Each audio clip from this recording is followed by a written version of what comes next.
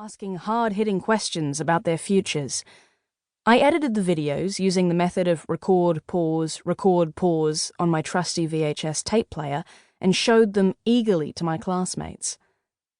By the time I graduated high school, I had changed my answer about what I wanted to do with my life, because after reading all of those film books and watching so many movies, I had come to the conclusion that it was just too hard to be a female director, or, for that matter, a female cinematographer, producer, editor, writer, etc. It seemed like the odds were so stacked against getting work in those jobs, and I wasn't sure I was strong enough to make it. So instead, I went to work in television, making my way slowly up the ranks in behind-the-scenes roles. All of that led to my real dream job. I'm now a film reporter who lives in Hollywood and makes a living talking about films, interviewing movie stars, and traveling the world to attend film festivals. I know, I'd be jealous of me, if I weren't already me. I actually didn't know this could be a real job when I was young, but when I think about it, I am still president of my own film club. I just use television, social media, and YouTube to plead my case for people to watch classic and independent movies. And I'm still interviewing people, only now with a real microphone. My original reason for wanting to be a director, to ignite a love of movies and others, is what I continue to strive for every day. This is exactly what I hope to do with this book, because amongst all of those film books I read when I was young, I didn't come across many stories of the women who worked in Hollywood.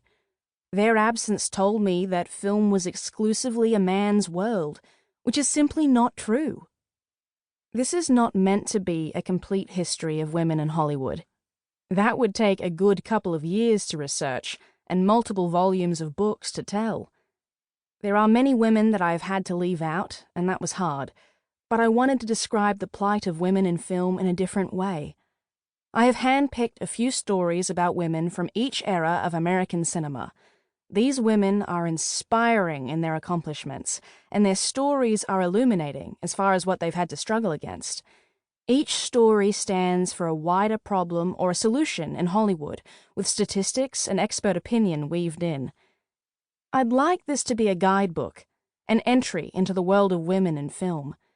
Some stories you may already know. Some you may be surprised by. You can flip directly to the story you want to read, or go from the beginning and work your way to the end. However you do it, I hope you will be as enamored of these ladies as I am, and join me in keeping the pressure on Hollywood to let more women in. Part 1. The Past. The First Pioneers, 1890s to 1920s. What if I told you that in the 1900s through to the early 1920s, there were more female filmmakers actively working at the top of Hollywood than there are today? Admit it. You're surprised. Everyone is when I tell them this, even people who work in the film industry. And here's more. During this time, half of all movies made in the United States were written by women. Many famous actresses ran their own production companies, and the first person to be titled film editor was a woman. The beginning of cinema, especially the silent era, offered more opportunities to women than we've seen since. So what happened? Let's start at the birth of cinema and go from there. The idea of moving pictures was born in the late 1870s, when photographer Edward Muybridge set up a series of cameras alongside a racetrack. Edward was trying to discover if horses lifted all 4 feet off the ground at one time while galloping. Spoiler alert, they do.